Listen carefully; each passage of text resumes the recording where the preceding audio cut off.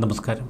മലയാളി വാർത്ത ഇൻസൈഡിലേക്ക് സ്വാഗതം. ഇന്ന് ഹൈക്കോടതിയിലിട്ട് രാഹുൽ മാങ്കൂട്ടത്തിലിനെ പൂട്ടാനുള്ള ഭരണകൂടത്തിന്റെ നീക്കം പാളി.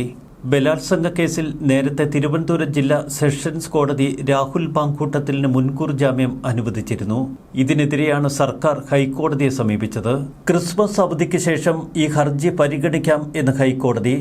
ജാമ്യം റദ്ദാക്കണമെന്ന സർക്കാരിന്റെ അപ്പീലിൽ ഹൈക്കോടതി രാഹുലിന് നോട്ടീസ് അയക്കും. ജസ്റ്റിസ് ബിജു എബ്രഹാമിന്റെ ബെഞ്ചാണ് ഇന്ന് അപ്പീൽ പരിഗണിച്ചത്. രാഹുൽ മാങ്കൂട്ടത്തിനെതിരെയുള്ള രണ്ടാം എഫ്ഐആറിൽ നേരത്തെ തിരുവനന്തപുരം ജില്ലാ സെഷൻസ് കോടതിയാണ് മുൻകൂർ ജാമ്യം നൽകിയത്. ഡിസംബർ 10 ജില്ലാ സെഷൻസ് കോടതി ഉപാധികളുടെ മുൻകൂർ ജാമ്യം നൽകുമ്പോൾ ഇതിനെതിരെ സർക്കാർ അപ്പീൽ നൽകുമെന്ന് പ്രഖ്യാപിച്ചു. രാഹുലിനെതിരെയുള്ള അപ്പീൽ തിരക്കിട്ട് ഹൈക്കോടതി സ്വീകരിക്കാത്തതുകൊണ്ട് തന്നെ ഈ കേസ് എത്രമാത്രം ദുർബലമാണ് എന്ന് വ്യക്തമാകുന്നു. തദ്ദേശഭരണ തെരഞ്ഞെടുപ്പിന്റെ വമ്പൻ പരാജയത്തിന് ശേഷം തീർത്തും പ്രതിരോധത്തിലായ LDF ഇപ്പോൾ പുതിയ നമ്പറുകളുമായി കളത്തിലിറങ്ങുന്നു. തദ്ദേശഭരണ തെരഞ്ഞെടുപ്പിൽ ഏറ്റവും വലിയ ആയുധം രാഹുൽ മാങ്കൂട്ടം എന്ന വിഷയമായിരുന്നു. ഇതിനെതിരെ ഇപ്പോൾ CPM അണികളും പ്രവർത്തകരുമൊക്കെ പ്രതികരിച്ചു തുടങ്ങി. സർക്കാരിൻ്റെ വികസനങ്ങളോ ക്ഷേമപ്രവർത്തനങ്ങളോ ജനങ്ങളിൽ എത്തിക്കുന്നതിന് പകരം പെണ്ണുകേസുമായി ഇറങ്ങിത്തിരിച്ചതാണ് ഇപ്പോൾ സംഭവിച്ച പരാജയത്തിന് കാരണമെന്ന് വിശദീകരിക്കുന്നവരുണ്ട്. രാഹുൽ മാങ്കൂട്ടം വിഷയത്തിലേക്ക് LDF ശ്രദ്ധ കേന്ദ്രീകരിച്ചപ്പോൾ മറുവശത്ത് UDF സ്വർണ്ണക്കള്ള അടക്കമുള്ള വിഷയങ്ങൾ ഉയർത്തിക്കാട്ടി വലിയ പ്രചാരണം നടത്തി. രാഹുലിനെതിരെ പരാതികൾ സമൂഹ മാധ്യമങ്ങളിലും ചാനലുകളിലും ഉയർന്നതിന് തൊട്ടു പിന്നാലെ കോൺഗ്രസ് രാഹുലിനെ സസ്പെൻഡ് ചെയ്തിരുന്നു. പിന്നീട് ആദ്യ പരാതി മുഖ്യമന്ത്രിയുടെ അടുക്കൽ എത്തുകയും ഇതിനെ തുടർന്ന് ആദ്യ FIR ഇടുകയും ചെയ്തിരുന്നു. ഈ FIRനെതിരെ മുൻകൂർ ജാമ്യവുമായി രാഹുൽ മാങ്കൂട്ടം തിരുവനന്തപുരം ജില്ലാ സെഷൻസ് കോടതിയെ സമീപിച്ചിരുന്നു. ബലാത്സംഗം അടക്കമുള്ള കുറ്റം പൂർണ്ണമായി നിരാകരിച്ചുകൊണ്ടുള്ള കോടതി വിധി. എന്നാൽ ആ കോടതി വിധിയിൽ ഗർഭഛിദ്രവുമായി ബന്ധപ്പെട്ട ചില സംശയങ്ങൾ. രാഹുൽ മാങ്കൂട്ടത്തിനെതിരെ ആദ്യം രജിസ്റ്റർ ചെയ്ത FIRൽ മുൻകൂർ ജാമ്യം ജില്ലാ സെഷൻസ് കോടതി അനുവദിച്ചിരുന്നില്ല. ഇതിനിടയിൽ ആദ്യ കേസ് കൂടുതൽ ശക്തമാക്കുക എന്ന ലക്ഷ്യത്തോടെ ഒരു രാഷ്ട്രീയ ഗൂഢാലോചനയുടെ ഭാഗമായി രണ്ടാം പരാതി KPCC അധ്യക്ഷന് ഇമെയിലിൽ ലഭിക്കുന്നു. KPCC അധ്യക്ഷനാണ് ഈ പരാതി നേരെ സംസ്ഥാന പോലീസ് മേധാവിക്ക് കൈമാറിയത്. ആദ്യ പരാതിയിൽ മുൻകൂർ ജാമ്യം നിഷേധിച്ചതോടെ കോൺഗ്രസ് പാർട്ടിയിൽ നിന്ന് പുറത്താക്കി കൈകഴുകി. അതുകൊണ്ട് തന്നെ ഈ തദ്ദേശഭരണ തെരഞ്ഞെടുപ്പിൽ രാഹുൽ മാങ്കൂട്ടം വിഷയത്തിൽ നിന്ന് പൂർണ്ണമായും തങ്ങൾ രക്ഷപ്പെട്ടുവെന്നാണ് കോൺഗ്രസ് കരുതുന്നത്. പൊതുജനം വലിച്ചെറിഞ്ഞ ഒരു പെണ്ണുകേസായി പിന്നീട് തദ്ദേശഭരണ തെരഞ്ഞെടുപ്പിൽ രാഹുൽ മാങ്കൂട്ടം വിഷയം മാറി. ഇത് മനസ്സിലാക്കി അതനുസരിച്ച് പ്രചരണ വിഷയങ്ങളിൽ മാറ്റം വരുത്താൻ CPMോ LDFോ ശ്രദ്ധ കേന്ദ്രീകരിച്ചുമില്ല.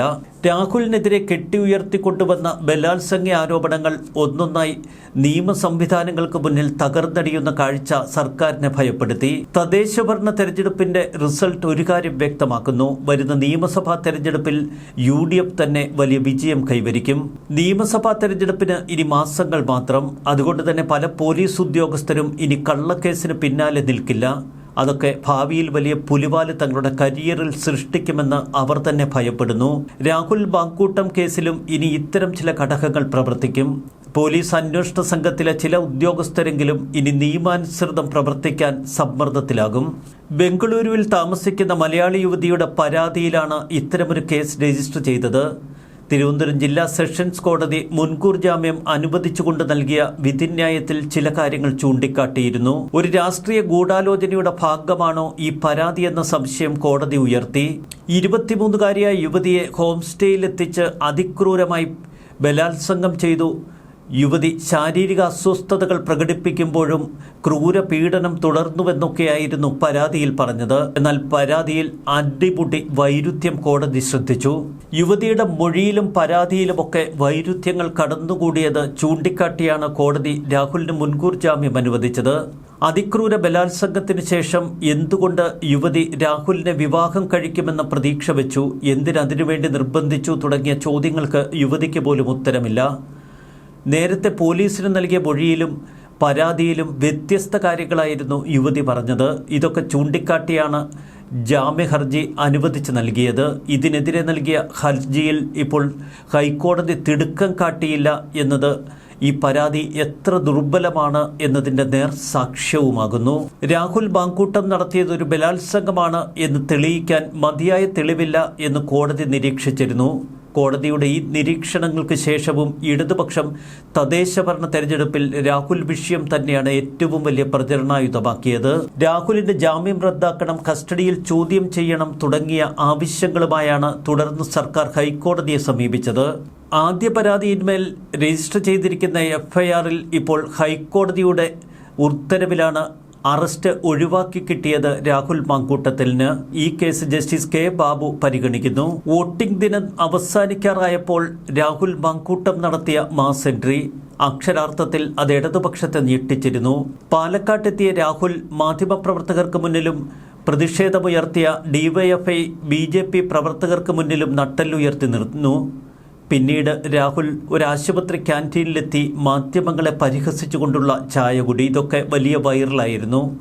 അതിനുശേഷം തൻ്റെ അഭിഭാഷകൻ എസ് രാജീവിനെ വടക്കംപരവൂരിലെത്തി കണ്ടതിന് ശേഷം നേരെ അടൂരിലെത്തിയതിനു ശേഷം രാഹുൽ മാധ്യമങ്ങളോട് പ്രതികരിച്ചതിങ്ങനെ: ഇനി താൻ ഒളിവിൽ പോകില്ല, ഹൈക്കോടതിയുടെ വിധി എന്തായാലും അംഗീകരിക്കും. നേരത്തെ നിയമപരമായി താൻ തെറ്റൊന്നും ചെയ്തില്ല എന്ന നിലപാടായിരുന്നു രാഹുൽ പ്രകടിപ്പിച്ചത്. അതേ തലത്തിലേക്ക് കാര്യങ്ങൾ എത്തുന്നു. രാഹുലിന് കോടതിയിൽ നിന്ന് അനുകൂല നിലപാട് തന്നെയാണ് ഇപ്പോൾ തുടർച്ചയായി ലഭിച്ചുകൊണ്ടിരിക്കുന്നത്. അതുകൊണ്ട് തന്നെ രാഹുലിനെ ഇനി പൂട്ടി വീഴ്ത്തുക അത്ര എളുപ്പമല്ല. പ്രത്യേകിച്ച് തദ്ദേശഭരണ തെരഞ്ഞെടുപ്പിൽ അടപടലം പാളി നിൽക്കുന്ന സാഹചര്യത്തിൽ. ന്യൂസ് ഡെസ്ക് മലയാളി വാർത്ത ഇൻസൈഡ്.